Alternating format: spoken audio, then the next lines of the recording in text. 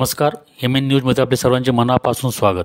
लोणावळा नगर परिषद आणि रेल्वे प्रशासन विरोधात सर्वे नंबर 54/2 रहिवाशी यांचे 7 फेब्रुवारीपासून आमरण उपोषण सुरू होते. आज तिसऱ्या दिवशी लोणावळा नगर परिषदेचे मुख्याधिकारी अशोक साबळे यांनी उपोषणकर्त्यांशी चर्चा करून 8 दिवसात यावर योग्य तो तोडगा काढला जाईल आणि जे सहकार्य नगर परिषदेकडून अपेक्षित आहे ते सहकार्य देण्याची ग्वाही दिल्याने उपोषणकर्ते यांचे समाधान झाले. त्यामुळे उपोषण मागे घेण्यात आले. मुख्याधिकारी साबळे यांनी उपोषणकर्ते यांना ज्यूस पाजून उपोषण सोडले. यावेळी माजी नगराध्यक्षा सुरेखा जाधव, सूर्यकांत वाघमारे, श्रीधर पुजारी, विलास बडेकर, आशिष बुटाला, ललित सिसोदिया आदी मान्यवर उपस्थित होते. पाहूया काय म्हणाले मुख्याधिकारी साबळे. आज उपोषणकर्त्यांशी यशस्वी चर्चा झाली. उपोषणकर्ते या ठिकाणी उपस्थित होते. त्यांचा रस्त्याचा विषय जो आहे तर तो महत्त्वाचा होता. अप्रोच रोड, त्यांना ज्या ठिकाणी त्यांचं निवास आहे किंवा जागा आहे तर त्या ठिकाणी जाण्यासाठीचा जो रस्ता आहे तर तो अडवला गेलेला होता. तर आणि दुसरं जो मुद्दा होता तर तो मिस्टी मिडोसच्या बाजूनं जो एक रस्ता त्यांच्या लेआउटला जातो तर तो एक रस्ता काही कारणास्तव जो होता तर तो थांबलेला होता. असे 2 विषय जो होते तर 2 विषय आज चर्चेला आले. त्यापैकी मिस्टी मिडोसच्या बाजूचा जो रस्ता होता तर त्याच्यामध्ये माननीय उच्च न्यायालय मुंबई यांचं स्टे ऑर्डर असल्यामुळे सद्यस्थितीमध्ये जोपर्यंत त्याच्यावरती मान्य न्यायालयाचे अंतिम निर्णय होत नाही तोपर्यंत नगर परिषद कार्यालयाला कोणतीही कार्यवाही करता येणार नाही. परंतु त्यामध्ये नगर परिषदेचे जे काही सबमिशन आहे जे राहून गेलेलं आहे की ज्याच्यामुळं त्याच्यामध्ये अंतिम निर्णय अद्याप झालेला नाही तर तो लवकरात लवकर आम्ही आमचं सबमिशन मान्य न्यायालयामध्ये करून तो निकाली काढू आणि तो स्टे व्हेकेट होईल आणि नंतर नियमानुसार कार्यवाही करू. हे एक आम्ही त्यांना दिलेलं जे आहे तो अश्युरन्स आहे आणि त्याच्यामध्ये लवकरच आम्ही कार्यवाहीसुद्धा करणार आहोत. दुसरा जो एक मार्ग जो उपोषणकर्त्यांनी जो इथे सजेस्ट केला त्या ठिकाणावरून रेल्वेची जी पाईपलाईन जात आहे तर ती जागा जी आहे पाईपलाईनच्या शेजारची जाण्यासाठी जर रेल्वेकडून आपण जर लीजवरती जर घेतली आणि त्या ठिकाणी रस्ता जर उपलब्ध करून दिला तर तिथल्या सर्वच रहिवाशांची जी अडचण आहे तर ती अडचण दूर होणारी आहे.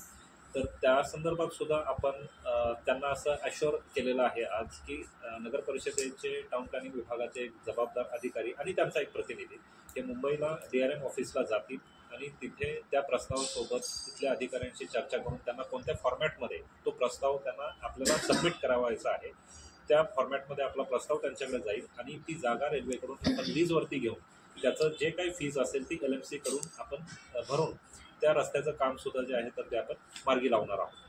असे 2 प्रकारचे मुद्दे जे आहेत आज चर्चेला आलेले होते आणि त्याच्यामध्ये LMC कडून पूर्णतः पॉझिटिव्ह असं कार्यवाही करण्याचा ॲश्युरन्स त्यांना दिल्यामुळे आणि त्यांचा जे पण काही कार्यवाही होईल त्याच्यामध्ये प्रत्येक टप्प्यावरती त्यांचा जो प्रतिनिधी राहील तर त्याचा सहभाग आमच्या अधिकाऱ्यांसोबत राहिल्यामुळे LMC कडून कोणत्या प्रकारची कार्यवाही होती याची माहिती त्यांना राहील आणि कोणत्याही प्रकारचं जे एक मिसलिडिंग जे आहे तर ती होणार नाही.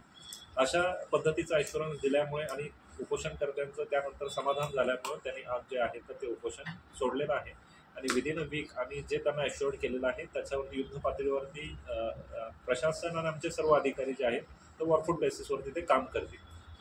नमस्कार, मी विदुला नंदकुमार वर्तक. आज रोजी मान्य मुख्याधिकारी सरांनी आमचा 54/2 या रहिवाशांचा रस्त्याचा जो विषय होता तो खूप चांगल्या रीतीने सोडवलेला आहे. त्यामुळे आम्ही आज रोजी आमचं उपोषण सोडत आहोत आणि आम्ही अपेक्षा करतो यापुढे आम्हाला आमचा रस्ता लवकरात लवकर मिळेल. धन्यवाद.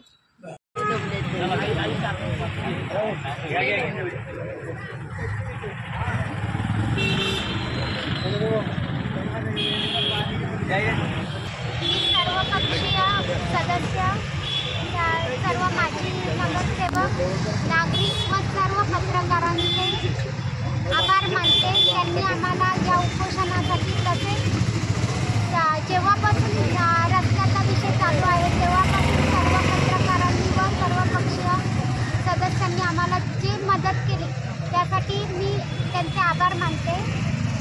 तसेच माननीय मुख्याधिकारी साहेब यांच्या म्हणण्याप्रमाणे कोणी आम्हाला मिसलीड करतात असं त्यांचं म्हणणं आहे तर आम्हाला कोणीही मिसलीड केलं नाही.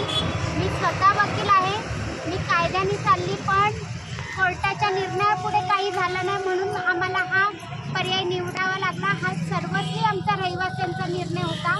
यामध्ये आम्हाला कोणीही मिसलीड केलेलं नाही. धन्यवाद.